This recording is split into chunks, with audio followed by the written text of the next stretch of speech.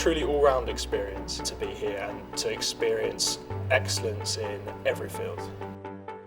2014-15 saw many occasions for Hamptonians to celebrate, with achievements across all areas of school life.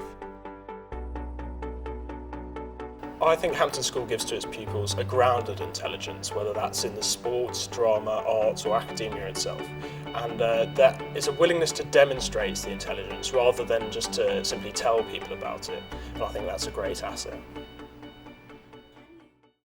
One group of Hamptonians demonstrating their intelligence was the senior maths team, which included Aaron Jones, Neil Dio, David Tao and Joshua Rowley.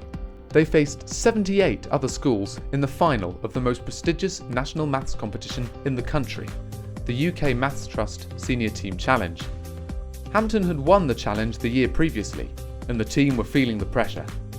First round was quite time pressured, and it got quite tense to the end where two of us were working on one question that the other two got stuck on. But we ended up getting both answers in a nick of time, the last 30 seconds of the round. It was a pretty big rush to find out we got full marks on that. We knew at the end of the first round we'd perfect scored, and at the end of the second round we'd also perfect scored. But we weren't nervous because we thought there would be lots of other schools doing equally well, so we knew we couldn't afford to slip up. But fortunately, we also perfect scored the third round, so yeah, we became joint champions. It was really excellent to win for a second time in a row, and I think that really stands testament to Hampton's incredible maths department and all the support we had in preparing for the competition. The mathematicians were not the only ones to achieve national recognition during the last academic year. When I grow old, so does he. He's in the mirror, copying me. My mother cannot look at me. She says I have his shark-like eyes. He worms up through my spinal cord and uses me as his disguise. Max Thomas collected his second major poetry prize of the year after impressing judges in the Tower Poetry competition with his poem Fusion, which explored the painful subject of a child being abandoned by his father. We are one. We wear my skin. Peel it back and you'll find him. For someone else to say, well done, this is actually a kind of a good piece of work, is lovely to hear, because you don't really expect it. Harry Baker excelled in his musical studies throughout last year, performing at St Martin in the Fields, playing live on BBC Radio 3, and achieving the Royal Schools of Music Licentiate Diploma, one of the highest level professional music qualifications. Hampton has given me all of the qualities necessary to pursue university and to make the most of it and to study the subject that I have the most passion for. And so I'm really looking forward to studying at Oxford, studying music.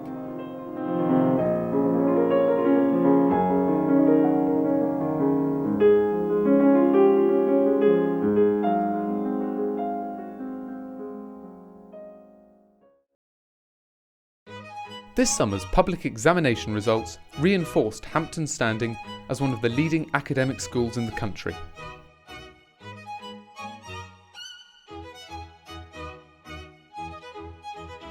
Pupils, parents and staff were delighted with the record-breaking GCSE and IGCSE results. Over 2/3 of this year's grades were A stars, and 99% of all the marks were at A star, A or B level.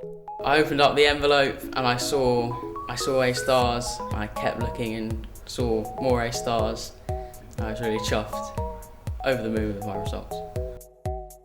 A-level results day was another occasion of joy and celebration, as this year's leavers also took their place in the school record books. 3/4 of them achieved A star and A grades in their A-levels, with 30 boys securing 3 or more A stars.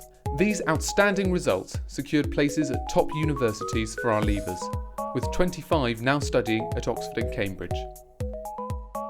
The atmosphere was absolutely amazing, really amazing. Everyone was there, smiling, laughing, opening envelopes. All the teachers were there, Mr. Nibbs was there, shaking everyone's hand.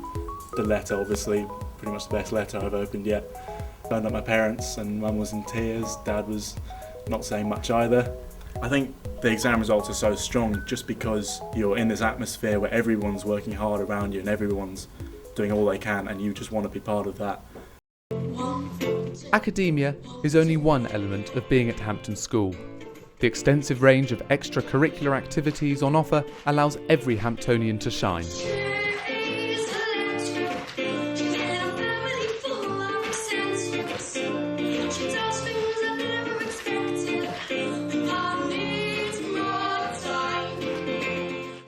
Aspiring rock stars Joe Jenkins and Oscar Cloud reached the national final of the Open Mic UK competition.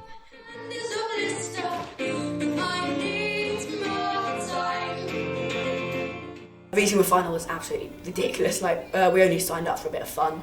I think it was 25,000 people signed up, and about 25 people got to the final. Joe and Oscar were also among the 39 boys in Voices of Lines, the Hampton male voice choir whose reputation continues to grow. The group were finalists in the voice competition at the Birmingham Conservatoire and received rave reviews for their third appearance at the Edinburgh Fringe.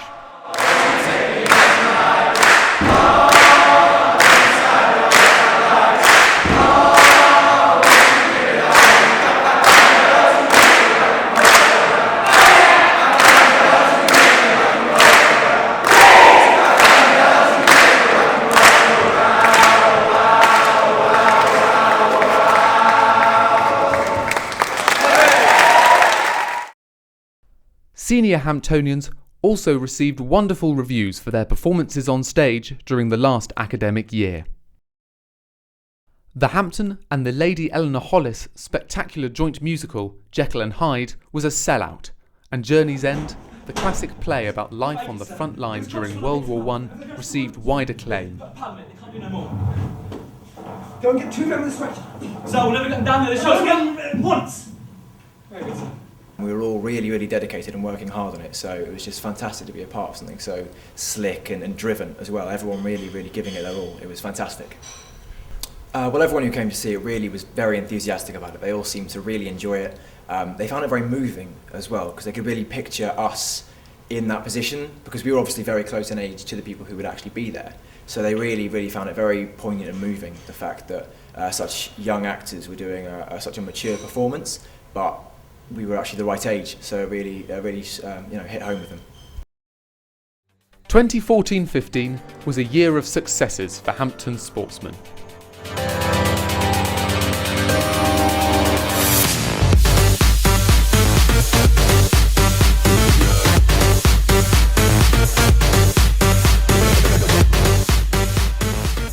There were some exceptional rugby performances from our senior players last season.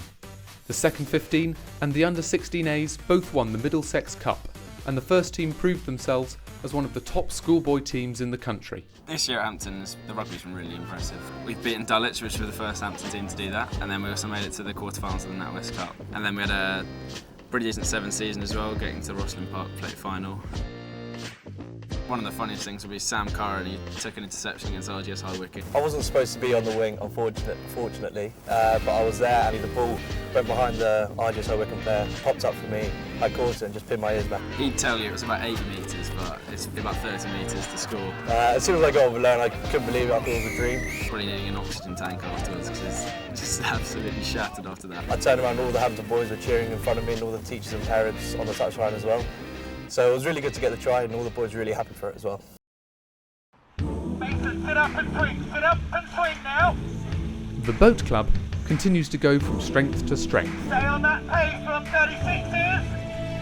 Swing and push. At the National Schools Regatta, 7 Hampton crews earned themselves a place on the podium. Our second 8 came second in their category, third and fourth 8s both medalled in the third 8 category, and there were medals lower down the school as well. The strength and depth of the Boat Club was clearly demonstrated as both the first and the second Hampton 8s made it into the Henley Royal Regatta. I'd always wanted to row at Henley. It was a big goal of mine, and to be able to do it at school, yeah, that day will always be my main highlight from my time at Hampton. The opening day of Henley saw the Hampton First 8 as underdogs facing long-standing rivals Shrewsbury School. So It's the Princess Elizabeth Cup for Schoolboy 8s, and on the left-hand side of the screen in the black boat, it's Hampton School. Last year's beaten semi-finalists. Not many of that crew returning here, and I think that was a good start from Hampton School with the yellow blades. It was a really difficult race.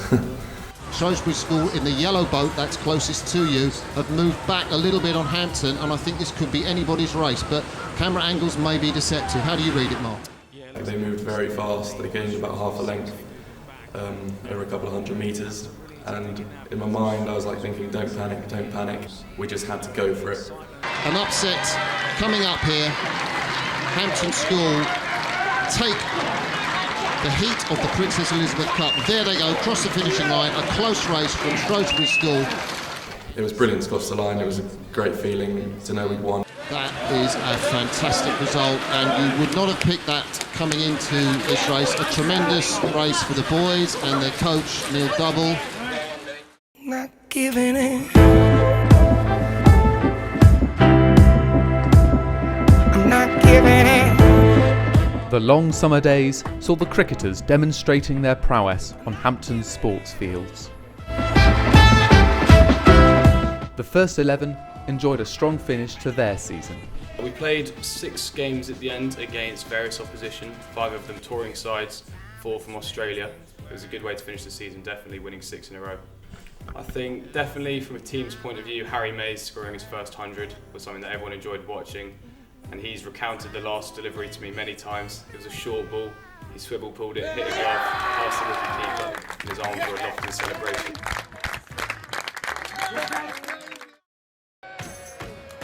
Hampton's footballers provided some of last year's best highlights, with both the first team and the under-15s reaching their respective ISFA Cup finals. The first 11, winners of the Surrey, Trinity and London Independent Schools Cup competitions, set off for their ISFA final accompanied by over 500 of their schoolmates, doing what they do best, offering their full, unconditional and vocal support for each other.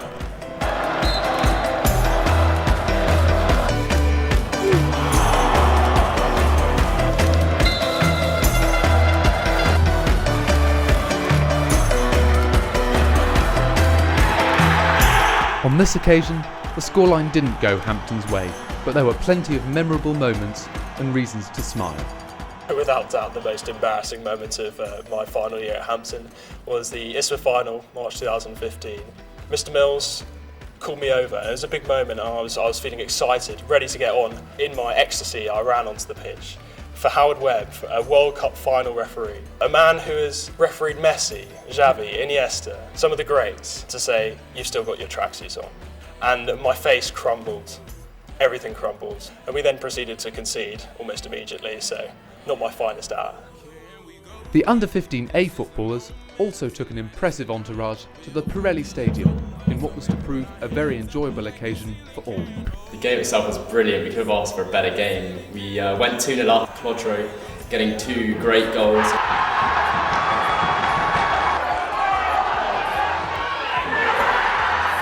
After that, we started making a few mistakes, letting a goal. And 2 minutes after that, they equalised. The game then went into extra time. George Corey had a moment of magic, put the ball over the top for 3rd goal. And I managed to run onto it and lob the keeper. And that was a good feeling.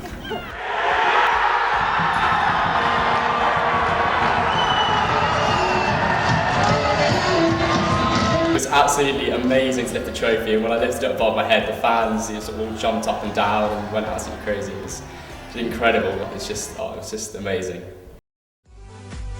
For this year's leavers, 2014-15 marks the end of their time at Hampton. The last year is always a poignant one. Excitement at the challenges ahead, with a touch of nostalgia as senior school life draws to a close. So my message to today's Hampton boys is quite simply to just go for it. The more you put in, the more you get out, and everything you do, just apply yourself to and absolutely put in 100% effort and enjoy it. Absolutely enjoy your time here because it is absolutely amazing.